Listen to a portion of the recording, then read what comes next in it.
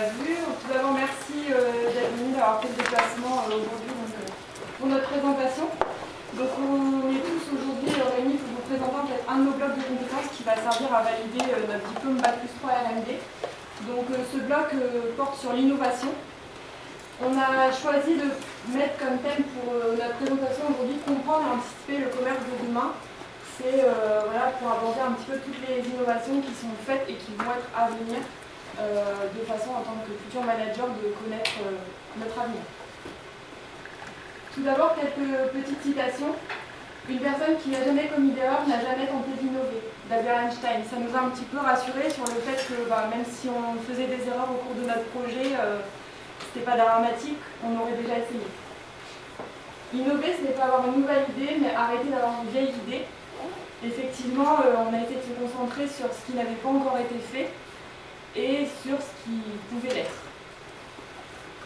Tu connais quelqu'un qui connaît la personne que tu veux rencontrer. C'est l'image même du réseau. En tant que futur manager et bientôt sur le marché du travail, on a tous besoin de se construire un réseau et c'était important pour nous. Le commerce d'hier est celui de demain. C'est Robin qui est ici présent qui nous a fait cette belle citation quand il est venu à notre rencontre. Puisque effectivement, des fois c'est les meilleurs principes et les plus simples qui sont ceux qui fonctionnent le mieux. Et il faut digitaliser les esprits avant de digitaliser les points de vente. C'est une citation de Guy Fouger, rédacteur en chef de LSA. Puisque effectivement on va vers l'interactivité, vers la digitalisation sur tous nos champs de vente, mais tous nos consommateurs ne sont pas encore prêts à accueillir bras ouverts toutes ces nouveautés. Pour notre projet, on a fait un petit constat quand on est tous rentrés dans cette section au mois de septembre, c'est que la formation RMD était très peu connue. On était tous arrivés soit par le biais de nos entreprises qui sont des partenaires du CFA, soit parce qu'on était déjà au CFA. Et ça a été pour nous l'idée, c'est-à-dire de créer une réputation autour de notre formation RMD. Donc le challenge était là, c'est-à-dire qu'à la fin de notre année, on voulait qu'en tapant sur Google RMD Bourges, il y ait du contenu, il y ait du support et que ça puisse attirer de futurs apprentis, mais aussi des chefs d'entreprise pour qu'ils aient envie de prendre des apprentis.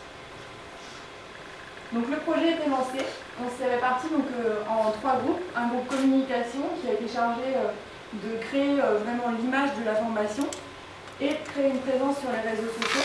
Ensuite le groupe du site internet qui lui a été chargé d'offrir plutôt du contenu avec des articles, de proposer effectivement toutes les rencontres qu'on avait pu faire, qu'on allait faire au cours de l'année, et la création d'une chaîne YouTube qui est très courante aujourd'hui et qui allait permettre là de créer le buzz et de faire un canal supplémentaire. Bien sûr, tous ces canaux étaient tous reliés de façon à optimiser le nombre de vues et le nombre d'internautes. Dans une deuxième partie, on va vous présenter un petit peu toutes les visites qu'on a pu faire au cours de l'année à travers ce thème de la proximité à l'interactivité. Donc en passant, on va commencer par le commerce de centre-ville pour aller jusqu'au drive. Et ensuite, on va un peu parler quand même des innovations, c'est le thème de ce bloc, donc, qui va vous faire rêver, enfin on l'espère, avec les salons du marketing, et puis les innovations locales. Voilà. Je laisse tout de suite la parole au groupe communication.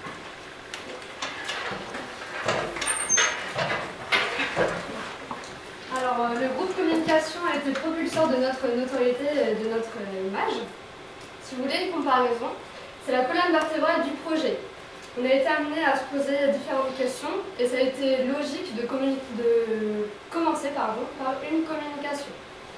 On a fait une communication de marketing, donc le but étant de se faire connaître, de se faire aimer et de faire agir par la suite. On a transmis un message, donc qui dit message dit émetteur, la classe RMD, et récepteur. Aujourd'hui, c'est vous, en espérant que vous soyez des sages auditeurs. Et ça peut être après à l'extérieur des individus qui nous reconnaîtront sur Internet. Il faut savoir que pour faire une communication, communiquer au bon moment, au bon endroit et aux bonnes personnes. On a voulu cibler dans un premier temps les professionnels et ensuite, vous verrez, on a ciblé également les étudiants. Vous comprendrez pourquoi. En situation de concurrence, il est vraiment essentiel de procéder à une communication. C'est pourquoi on a fait un benchmarking. Donc qu'est-ce que c'est qu'un benchmarking? C'est une veille concurrentielle sur la toile.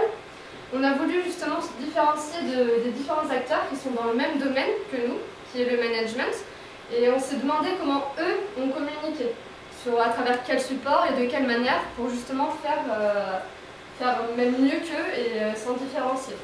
C'est pourquoi on a créé notre propre image à travers différents supports, des supports virtuels, des supports physiques avec deux cibles, professionnelles et étudiantes.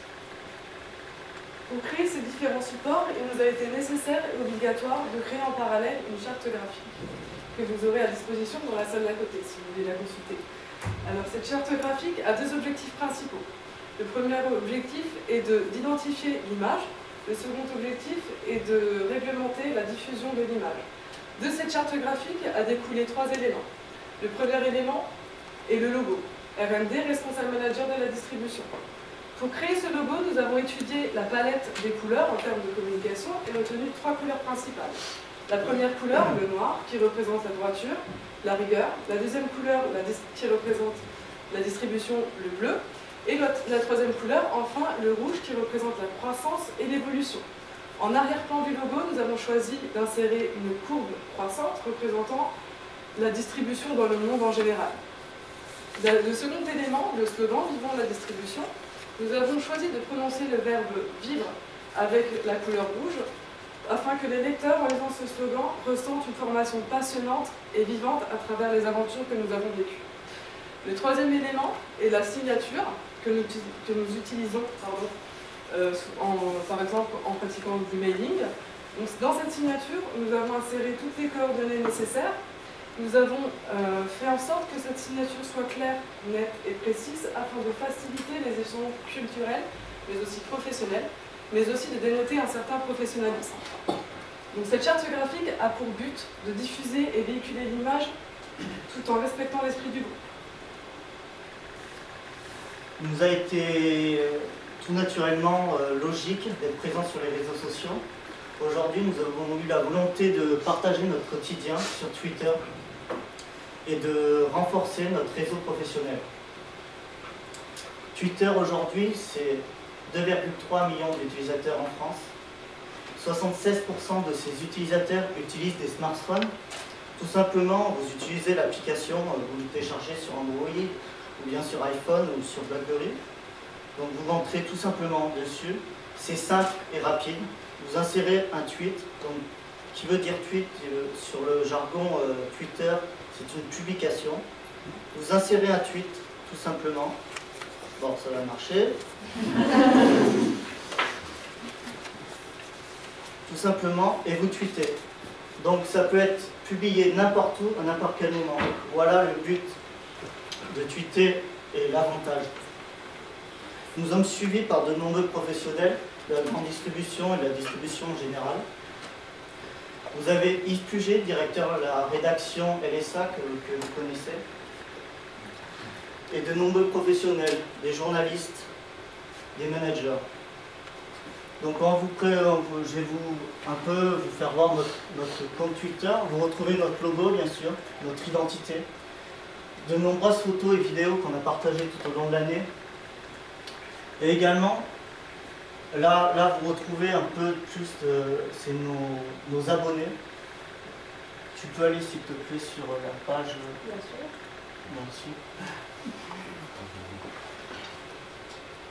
Donc là, vous pouvez voir tous les tweets qu'on a publiés tout au long de l'année. Nous avons eu le rôle, chacun d'entre nous, de publier jour après jour sur des informations sur la grande distribution. Vous voyez, vous pouvez retrouver également notre tweet qu'on vient de tweeter aujourd'hui en direct.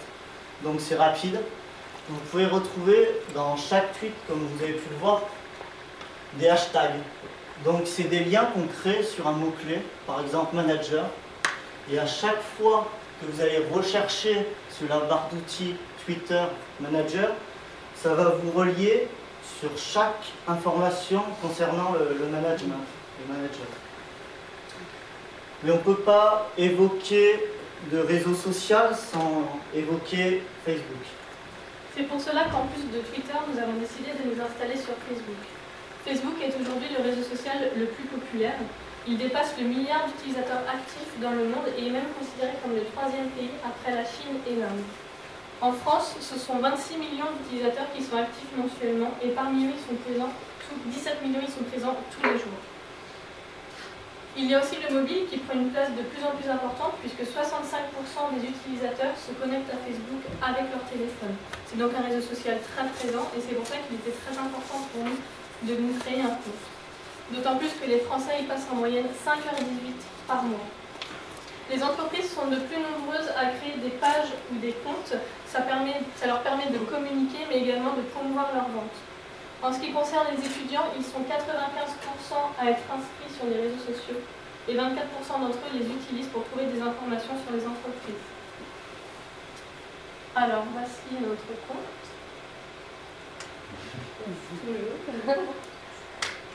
On est rapide, hein, la connexion. Il se fait désirer.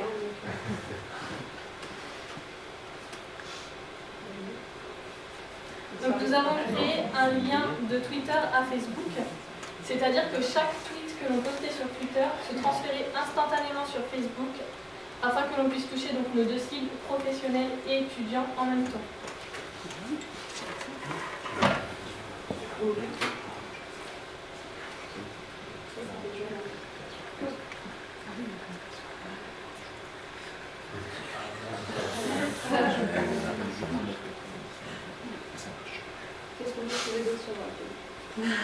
Donc, tout au long de l'année, nous avons partagé donc, des informations sur la distribution en général, mais également donc, des photos sur les professionnels que nous avons rencontrés et les visites que l'on a effectuées donc, tout au long de notre formation.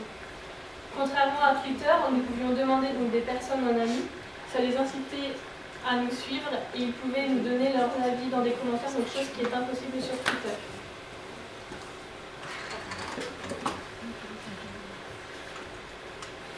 Donc lorsque l'on crée un projet, il est essentiel dans un premier temps de se fixer des objectifs, car en les analysant par la suite avec les résultats, nous pourrons savoir si notre projet relève de la réussite ou non.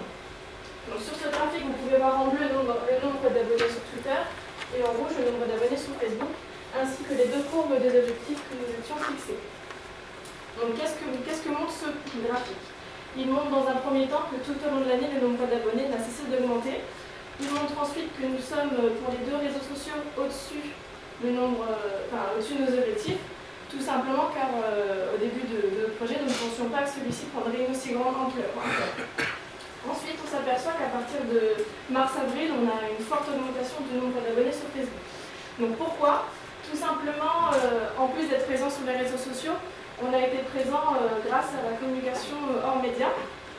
Pour cela, on a créé différentes affiches.